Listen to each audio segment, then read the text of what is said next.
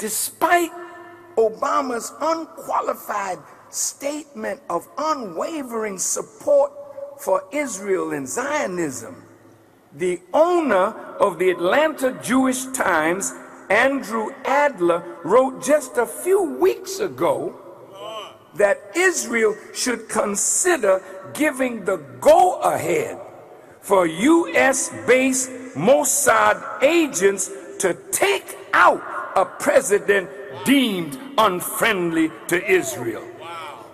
In order for the current vice president to take his place and forcefully dictate that the United States policy includes its helping the Jewish state obliterate its enemies.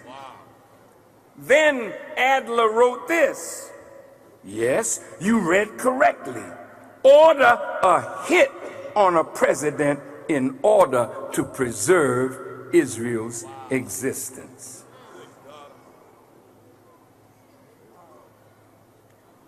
Did you hear about that? How many of you heard about that? Raise your hands. Oh, that's a small number of you. Now, when I say something, they make sure everybody knows if it's negative. Farrakhan the anti-Semite, Farrakhan the hater, Farrakhan the this. Why the hell didn't the media tell you what that man said about killing our brother in the White House? Talk back to me. It's because they protect their own, regardless to the evil of their people. But you're going to get out of it today. You're going to make a different change today, or I'll tell you what the results will be.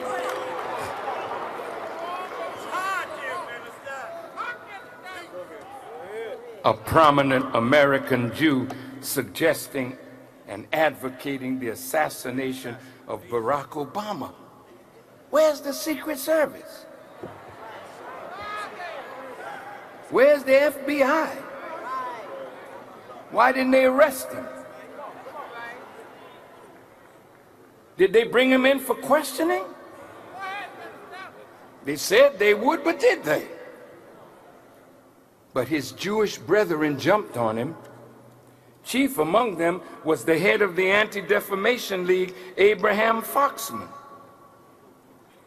But is it that Andrew Adler made a horrific statement, or is it that he exposed the plot too early?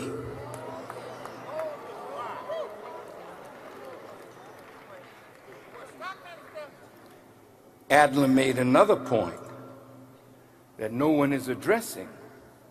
What is the Israeli Mossad doing based inside America? This tells me that the synagogue of Satan is at work. Now, this part of our lecture gets very serious. And I want to open the Bible for you. Now, you know I didn't write the Bible. But I did learn to read. Revelation 2 and 9. When you get home, open your Bible. Listen to what it says. I know thy works and tribulation and poverty, but thou art rich. And I know the blasphemy of them which say they are Jews and are not, but are the synagogue of Satan. I didn't write it, but I'm going to explain it. Revelation 3 and 9. It wasn't enough in 2 and 9. They come back in 3 and 9, John the Revelator, and he said, behold, I will make them of the synagogue of Satan, which say they are Jews and are not, but do lie. behold, I will make them to come and worship before thy feet, and to know that I have loved thee. I wonder who that's talking about.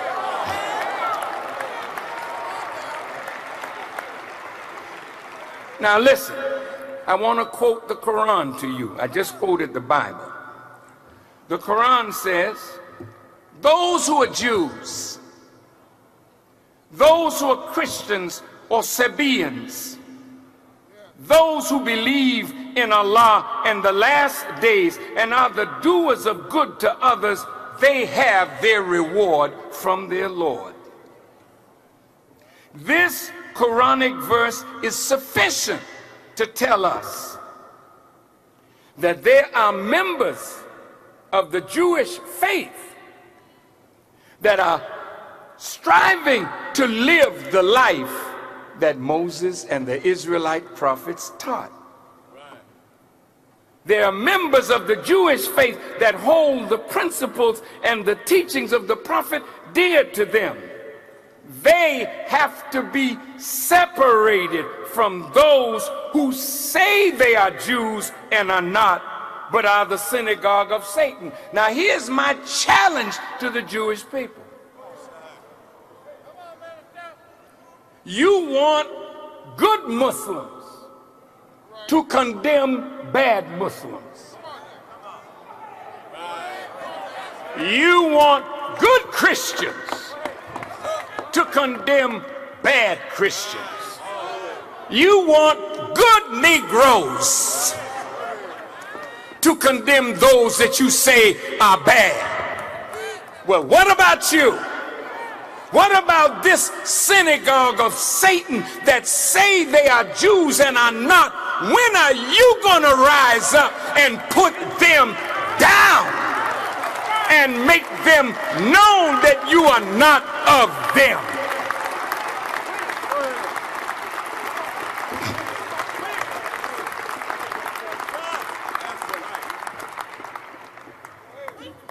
Now, to show you that Farrakhan is not teaching hate, this is a book that just came out a few days ago. It's the Obama Hate Machine: the lies, distortions, and personal attacks on the president and who is behind them. So don't look at me like I'm doing something wrong. 2 books just came out. The New Hate by Arthur Goldwag. Now, if a hate machine is grinding out stuff to turn the country into a hateful spirit against our brother, do you remember in the Bible and in the Quran when Cain became envious of his brother Abel? The Quran says it started with envy. Envy grew to hatred, and hatred grew to murder. You Quranic students, do you know that? Remember that? Well, if an atmosphere is being created of hatred for Obama, what is the next step?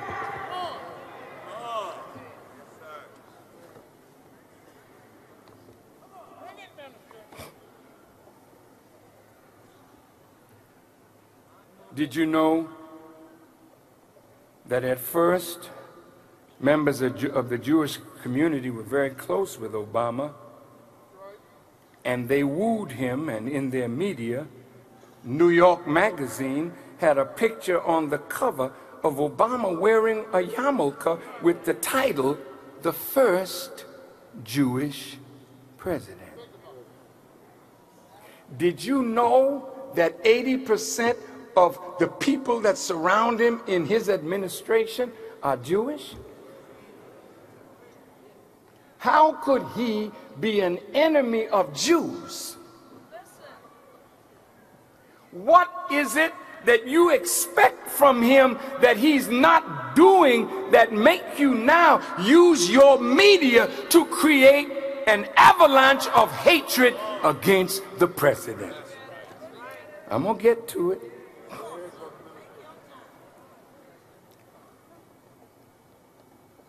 Some Chicago Jews in Haaretz, a major daily Israeli newspaper, they ran a story, a headline.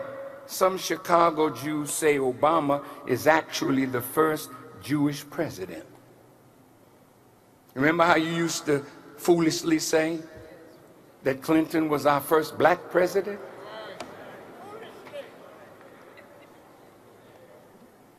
And we lost more under Clinton than under Nixon. See, you get so deceived just by a few black faces in an administration. White folk don't bring you up unless they feel they can use you for their purpose. Now, you white people that are here, I'm not lying to you. You bring a black person up and exalt them, you exalt them to use them for your purpose.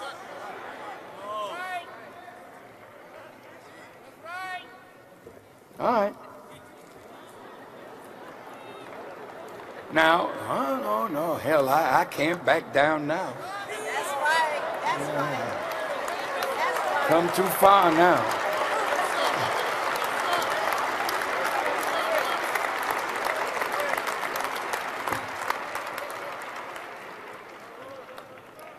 In the Quran, in the Maulana Muhammad Ali translation, in the 3rd surah or chapter, the 54th verse, it reads, and I quote, and the Jews planned, and Allah plans, and Allah is the best of planners. The word, listen please carefully, the word for plan in Arabic is makr, M-A-K-R. It means he turns a thing. Turns it. Turns it. When you look at the beautiful promise of our brother, Barack Obama, that man wanted the best for this country and for all of the American people. He was not going to focus solely on black people, but he was going to focus on what he felt was in the best interest of every American. That was his spirit. And because he grew up in Indonesia, the largest Muslim nation on the earth, he had some brush with Islam and had a better appreciation of Islam than any of his predecessors. So Muslims felt that he could bring rapprochement between America and the Muslim world, between America and Africa, America and Central and South America, America and Mexico, America and Cuba. This is the Obama that made the world fall in love with him. You remember the scripture when Satan took Jesus up on the mountain? See, Satan offered to Jesus what his father had already planned to give him, and then some. But it had not yet come into view.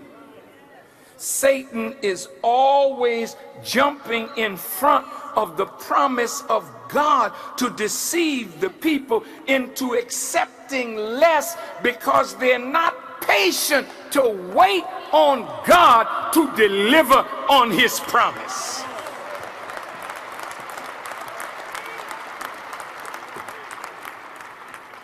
Now, Jesus had the strength to say, "Get thee behind me, Satan."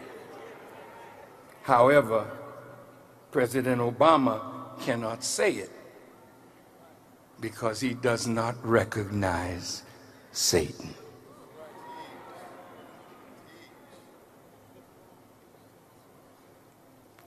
if you look at everything that our brother said that was in his heart to do for America and the world, he is now hamstrung and unable to do it.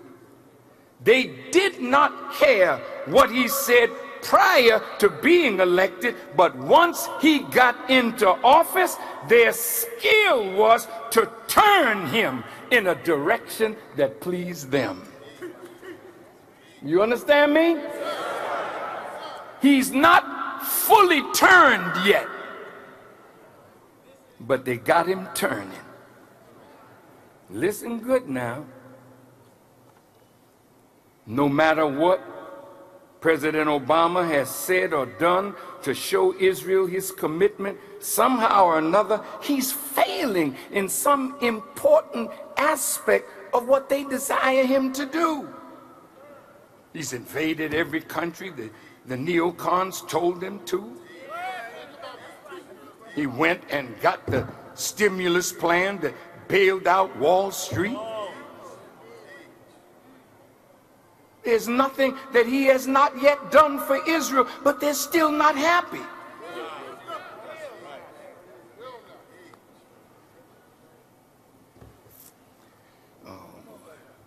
The list of concessions that Obama has made to Israel is long. Now, I want you to listen carefully now. He claimed credit for killing the world's #1 terrorist, Osama bin Laden. But did you ever stop to look at that? Well, let's look at it now.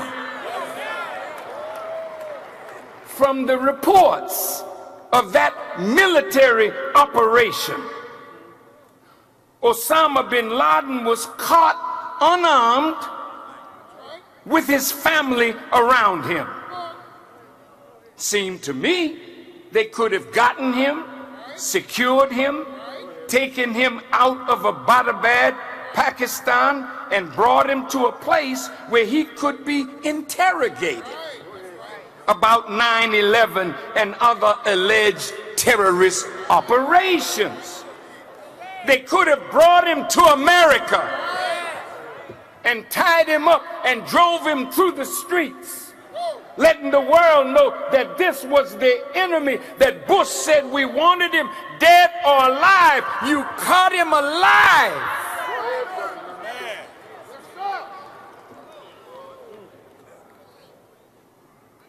Now you say, they say, they had respect for his religion. So they took his body and they washed him and oiled him like we do our dead. And they had an imam come and say the janazah prayer, and then they dumped him in the ocean.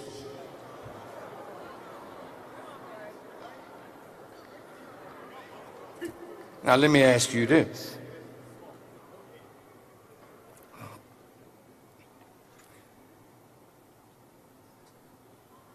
This man, captured alive, would have meant a treasure trove of information for U.S. intelligence. You waterboarded some that followed him to get information. You are not against torture. If this man is a man plotting stuff all over the world against America and its values and its people, if this is the man that killed 3,000 people in the Twin Towers in America, why didn't you interrogate him? Could it be that to kill him on the spot meant that he really was not wanted alive? Because maybe much of what you charged him with, you would never be able to prove in a military court or a court of law. Could it be that the 3,000 people that died at the World Trade Center were not killed by Osama bin Laden or Muslims at all? Could it be that that was used by our government, a false flag operation to begin to deprive American people of what is guaranteed in the Constitution and the Bill of Rights? Could it be? See, you can't even wrap your mind around the thought that our government could have done something like that, killed 3,000 mainly Americans to get political advantage. You can't wrap your mind around that because it's impossible for you to think like Satan. But that's not your job.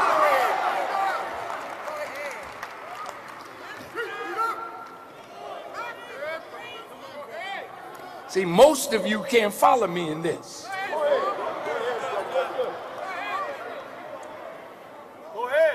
You're going to have to find some heavy testicles to walk behind me.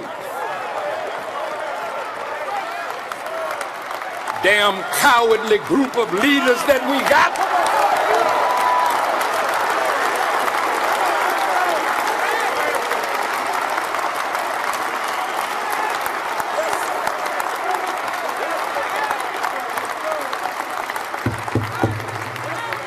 America, you killed an American citizen, Anwar al-Awlaki, who took issue with America's foreign policies. You say it is justified, even though it is a violation of the Constitution of the United States to have killed an American citizen without due process. And not only did you kill him, you went after him and killed his 16-year-old son and other family members. You send your drones now.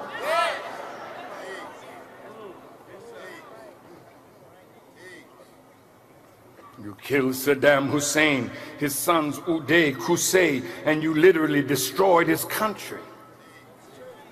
Muammar Gaddafi had developed a beautiful plum that was the envy of Western society. Oh, they said it was a humanitarian mission.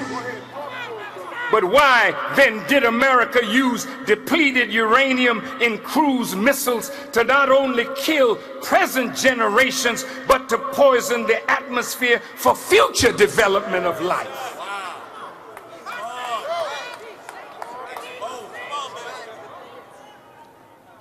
Doctors and residents of Fallujah in Iraq are blaming weapons like depleted uranium and white phosphorus used during 2 U.S. attacks on Fallujah in 2004 for what are being described as catastrophic levels of birth defects and abnormalities. And now, documents have surfaced that reveal that the so-called Arab Spring didn't start in the Muslim world.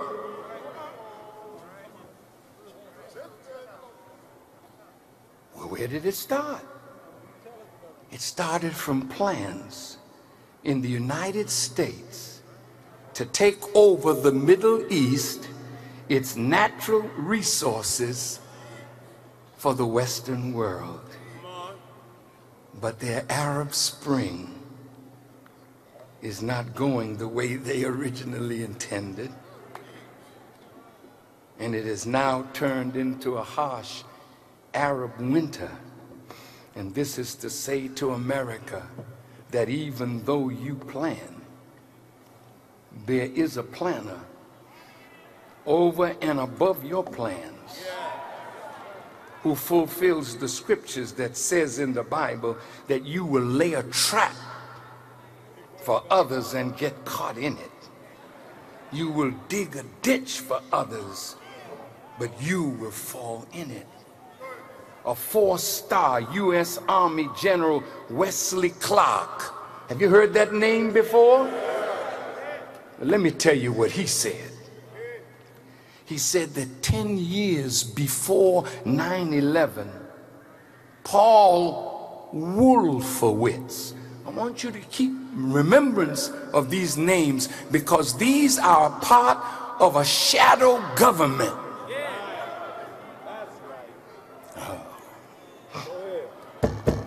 Let me say it again. These are part of a shadow government. A shadow government means you got a government out front, but you got another government behind that are trumping the things that the government out front is saying. Now I'm going to prove what I say. And you can take it or let it alone, but you'll never be able to say that Farrakhan knew the truth and was too cowardly to tell it, even at the cost of my own life.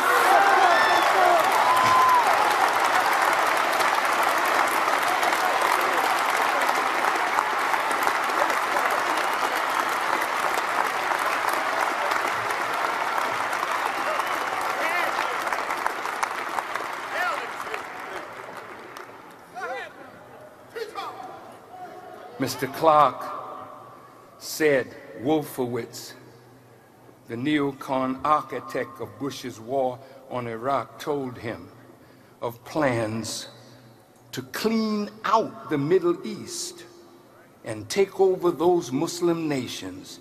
Just 10 days after 9/11, Clark was shown a Pentagon memo that describes how they planned to take out 7 countries, Muslim countries, in 5 years, starting with Iraq, then Syria, Lebanon, Libya, Somalia, Sudan, and then Iran.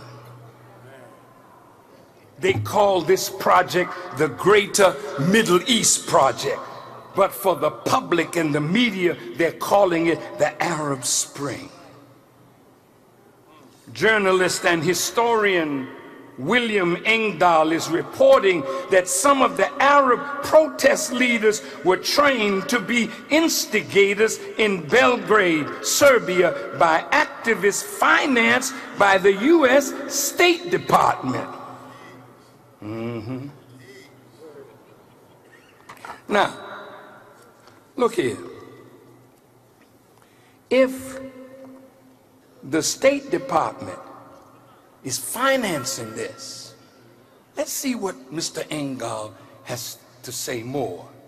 He said the ultimate goal of the United States is to take the resources of Africa and Middle East under military control in order to block economic growth in China and Russia, thus taking the whole of Eurasia under control. Now, you may not know it now, but America is already at war with China and Russia. Well, wait a minute now, Farrakhan. I think you're going a little far. No, I haven't gone far enough. We had a seminar yesterday called Business is Warfare. America is at war right now with China and Russia. I'll prove it in a minute. You just hang in there with me. You can't get this nowhere in America but by the voice of a man trained by God's apostle, the Honorable Elijah Muhammad.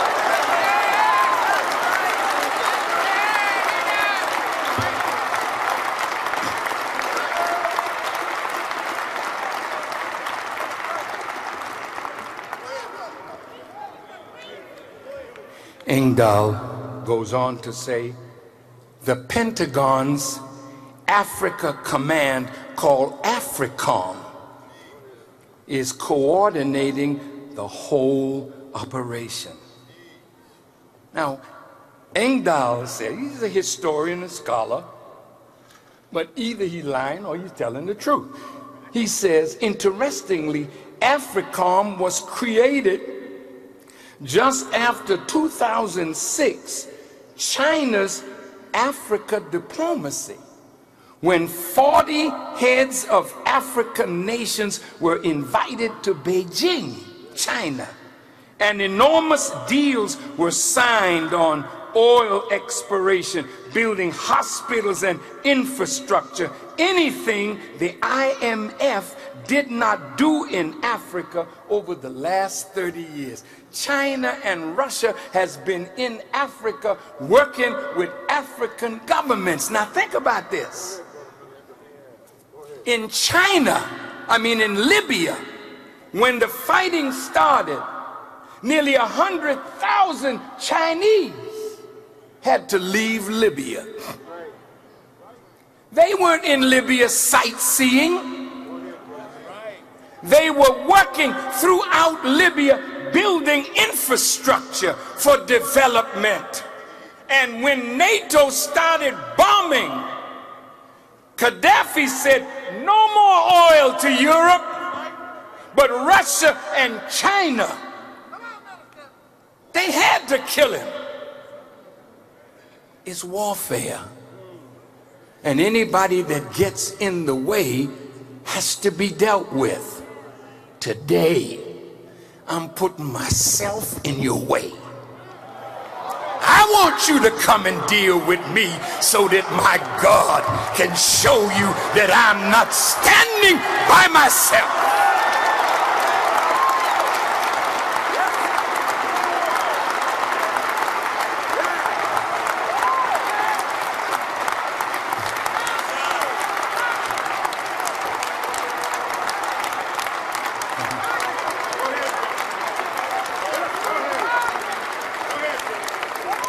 In 1974, I want you to hang with me. You won't even know the time. This thing gets better by the moment.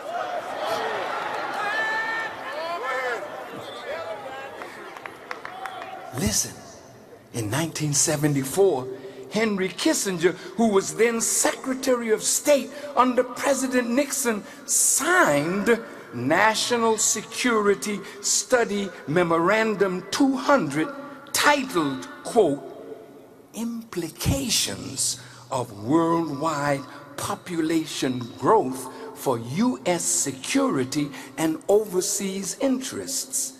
It was adopted as official policy in 1975 by President Gerald Ford. Now, those who analyzed the report said Dr. Kissinger proposed that, listen, depopulation. You know what that means? I'm going to say it again. Can you spell? You look it up.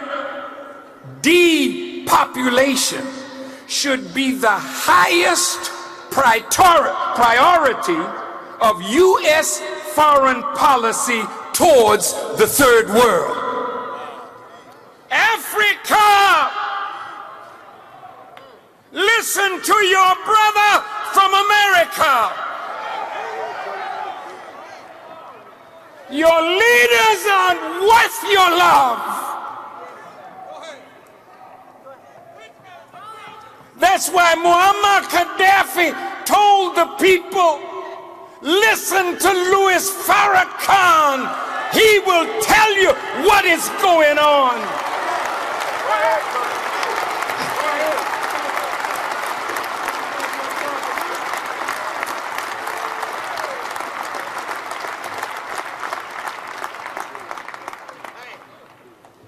I'm going to say that again. Depopulation should be the highest priority of U.S. foreign policy towards the third world.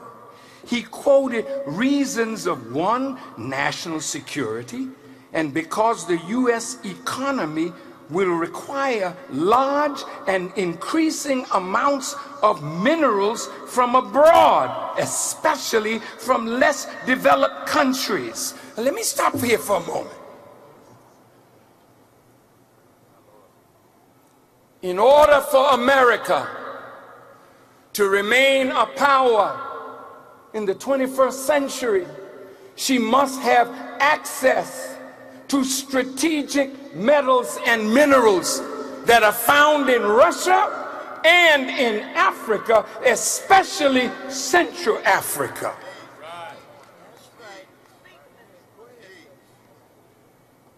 So if there are minerals there that America needs, you Americans, I want you to listen to me. You that can't wrap your mind around Satan, but I'm going to bring him to you today and put him in your lap. And if you are too cowardly to look at Satan and deal with Satan as Satan is, and you don't have long to live on this planet, because Satan's day is up. He's going down. And I represent the power that's here to take him down.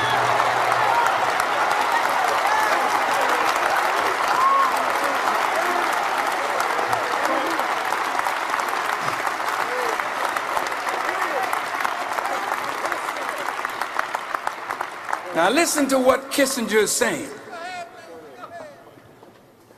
Wherever a lessening of population can increase the prospect for such stability, population policy becomes relevant to resources, supplies, and to the economic interests of the United States.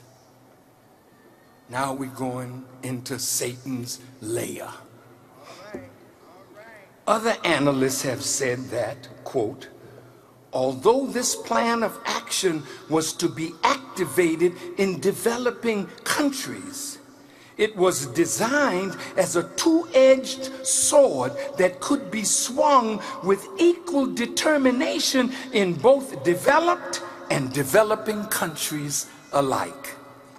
Oh man, I wish that you all had time.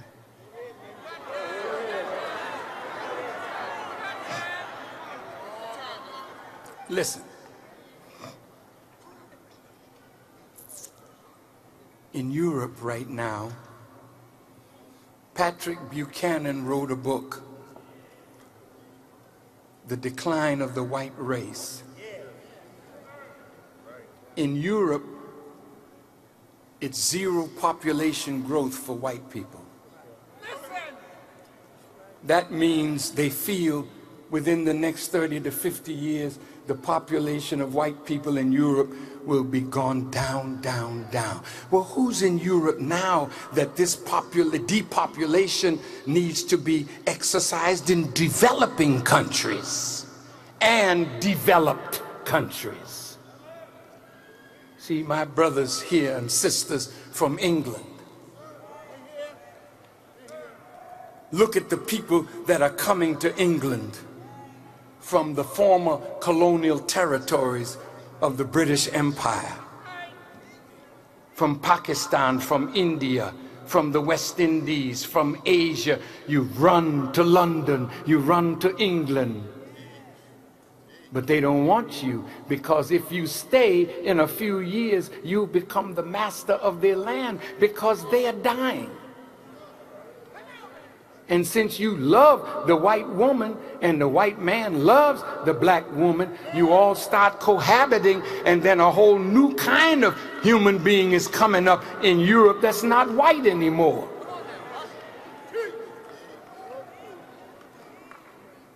So we're killing you one way or another.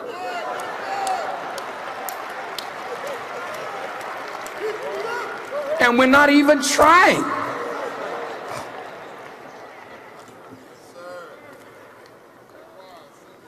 Now, Brother Akbar is here with me, my son. We were in Zimbabwe.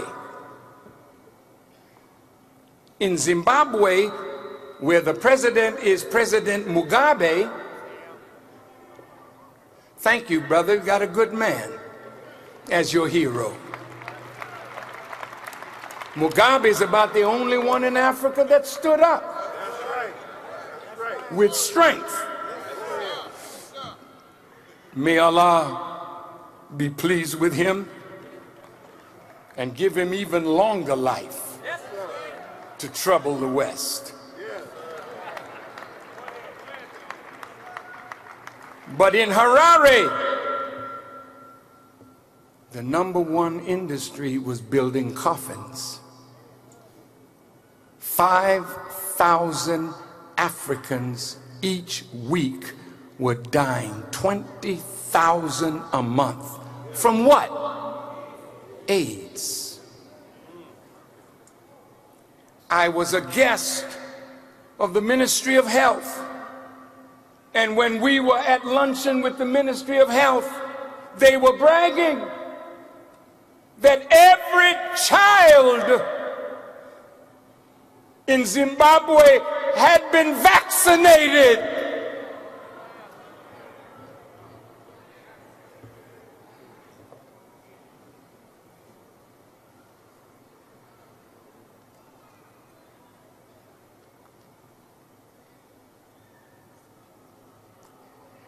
The man that is your former slave master, you trust him to put a needle in your arm. Though the Tuskegee experiment should have shown you, he don't love you. You, my Native American brothers and sisters, you trust them to vaccinate you and your children? Don't you remember smallpox? Don't you remember they came with a good idea? It's cold. We're going to give you Indians some blankets. But the blankets were laced with smallpox, killing tens of thousands of our Native American brothers and sisters. Have you forgotten? Have you become that stupid and insensitive? And it's because you think Elijah Muhammad lied to you. Oh, I'm too big for hate. You're a damn fool. You're not bigger than God, and God hates. Who the hell are you to say you don't hate when God removes entire nations from the earth that he don't like? You're just a coward. You hate your mother when she don't give you what you want. You hate your father. You kill your brother.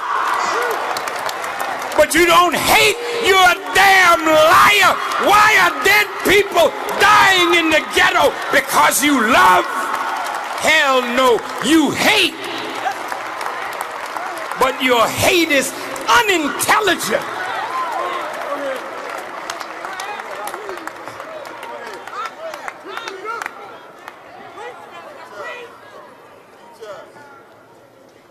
Now,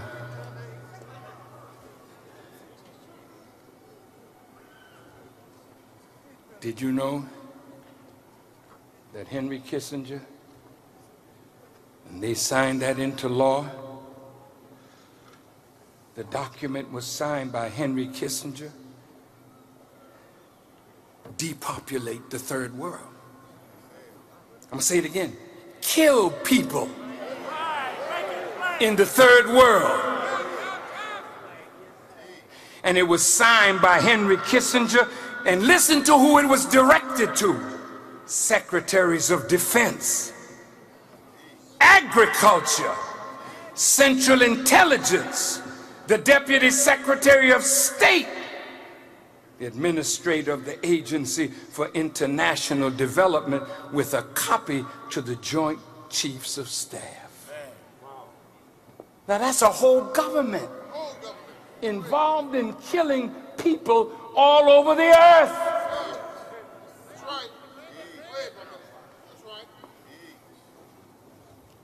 Kissinger prepared yet another depopulation manifesto for President Jimmy Carter called Global 2000, which detailed using food as a weapon to depopulate the third world.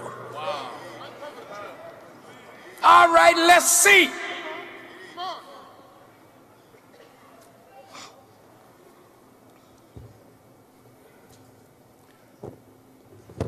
Have you been to McDonald's lately?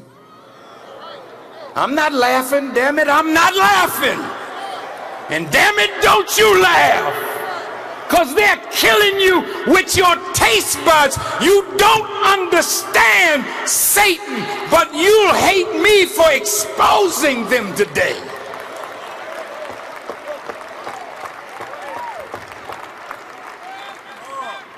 There's a slime in the burger.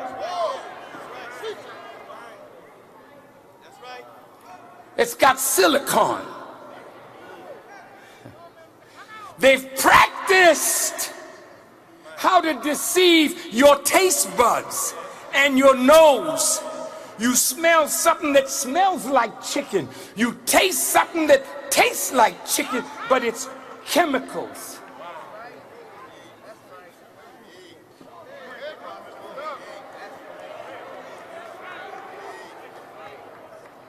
You want more fast food? And I'm loving it. Your children driving you out of your mind. Take me to Mickey D's. See, you lazy woman. You don't want to get in a damn kitchen and cook, so you bring your children to these fast food places, killing them and yourself because you're too damn lazy and trifling to cook again. Who the hell wants a woman with a good shape and a fat behind that don't know how to prepare no food for her husband and her children? To hell with a woman like that.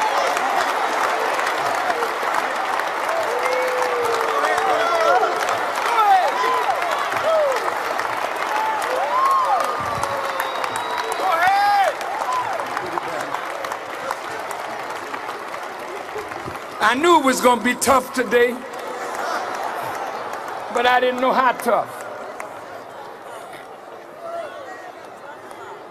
Your grandmother knew how to cook.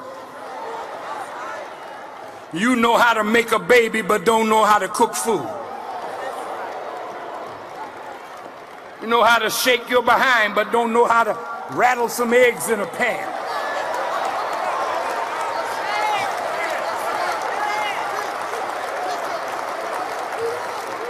Satan got you. You go to church, and on the way from church, you stop in fast food.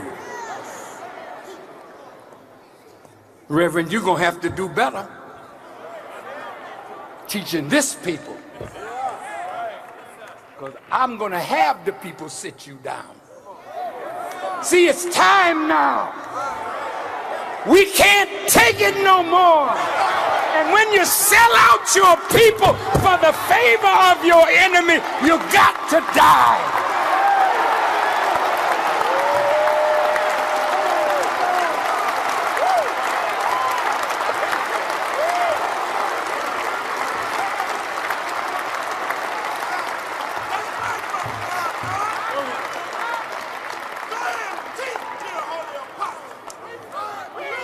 I'm sorry. I'm full.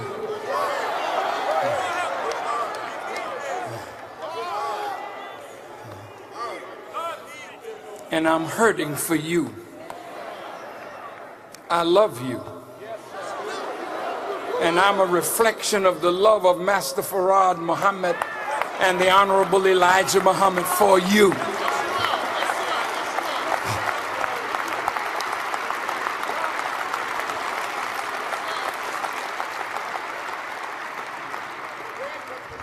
Let us recall what Zbigniew Brzezinski said, former National Security Advisor under Jimmy Carter. Listen to his words. The major world powers, new and old, also face a novel reality. While the lethality of their military might is greater than ever, their capacity to impose control over the politically awakened masses of the world is at an historic low. To put it bluntly, he said, in earlier times, it was easier to control 1 million people than to physically kill 1 million people. Today, it is infinitely easier to kill 1 million people than to control 1 million people. The Honorable Elijah Muhammad warned us. He said the scientists of this world so wicked in devising more stealthy means of killing millions of people. See, you can't think like that. But I want to introduce you to Satan. See, you've always thought Satan was some spirit.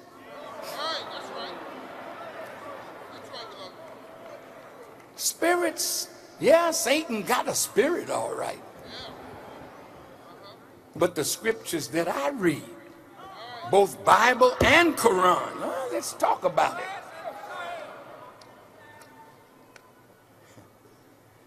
The Quran says, follow not the footsteps of the devil. Well, hell, I didn't know the devil had feet.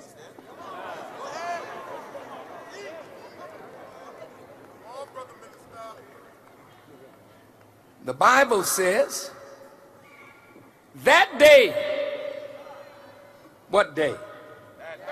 Judgment day. That day shall not come except there be a falling away first, and the man of sin be revealed, the son of perdition. It ain't no spook.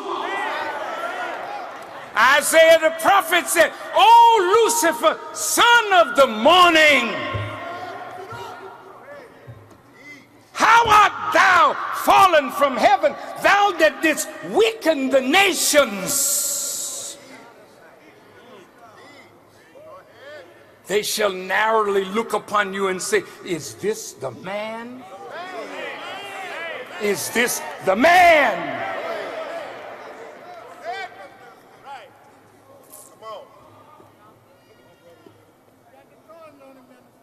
They have used a series of methods for global depopulation. One, depleted uranium bombs. Genetically modified foods. You notice they sent the document to Monsanto?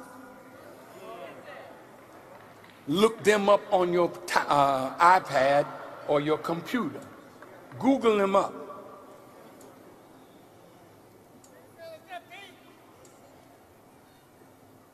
Listen, did you know 356 million pounds of dioxin are found in the earth?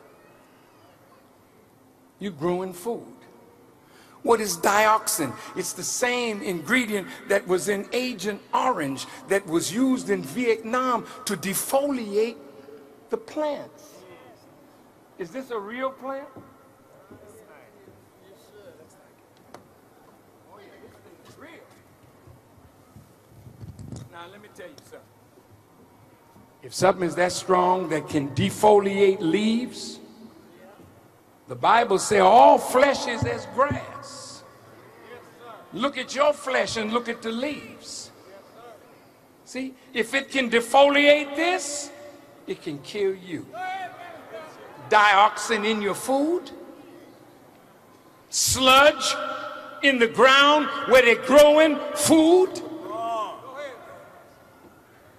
They sent it to agriculture because everybody has to eat, but you don't control what you eat. You run to the supermarket, they make it look good, they make it taste good, but all of a sudden you're dying from cancers.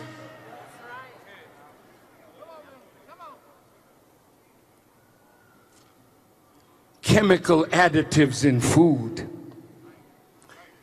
poison in vaccines, AIDS and Ebola, illegal wars, chemtrails.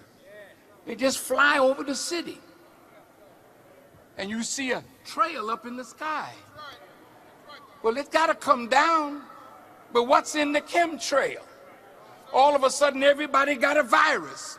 Where the hell did you get it? All of you sick before Savior's Day, coughing and spitting. Where did you get it? You think you're dealing with some human being? You're dealing with the beast of Revelations.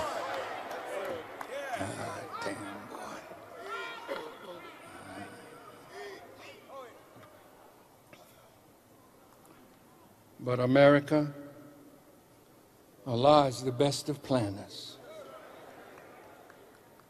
Elijah Muhammad came and taught us how to eat to live.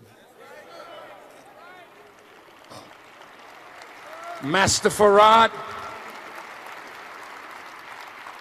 told Elijah Muhammad how to teach us. And your Quran tells you that when the Messiah comes, he will teach you what foods to eat and what foods to store in your houses. The Prophet Muhammad did not teach you that. He gave you foods that were given in the Torah as well for the Jews. But to teach you how to weather the storm of radiation.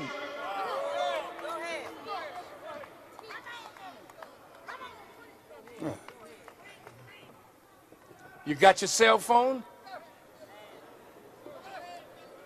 You like your cell phone? Radiation. You put it on your hip. We buried a brother last year, one of the Muslims who had cancer. He said, I used to carry my cell phone right on my belt. And he ended up with cancer of the organs in this area. Johnny Cochran died, cancer of the brain, always taking calls. You're all so busy when you didn't have no damn phone except in your house. You had to wait till you went home. But today you're busy, and every 5 minutes you on a phone. More radiation. You can't cook your food no more. You drop it in the microwave. Radiation. You sit in front of the television. Radiation. You got your iPod, your iPad, your computer. Radiation. Go to the airport. Come through this machine. Radiation. You get a cough. You go get a chest x-ray. Radiation. You say, I need a MRI, radiation. I need a CAT scan, radiation. So you're eating radiated foods. But you're eating all kind of times a day. Elijah Muhammad said 1 meal a day. A good meal to give your blood time to build up strength to cast the toxins out of your body. He said, get that bean, that navy bean, that natural bean. The pulse in it will ward off the effects of radiation. But you don't like Muslim food from Elijah Muhammad. Well, die then. You can't let a man from God teach you how to save your life, then die. The world will be better off with you being eaten by a damn worm.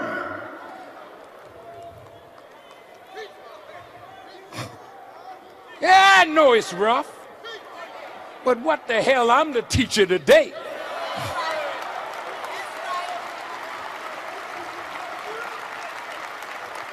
You just need somebody that ain't going to sugarcoat nothing for your raggedy behind. You need somebody to tell it to you straight.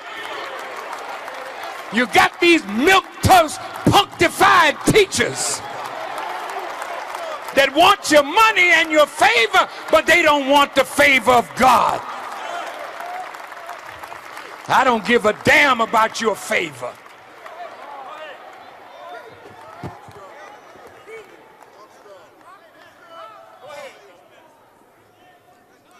Well, they saw a plum in Libya. It looked so good. Europe got it. The money gone in Libya. The gold gone. People not getting what they used to get under Gaddafi. But let me tell you something. You get what you deserve. If you can't stand up for a good leader, then die under the no good leaders that always follow good leaders.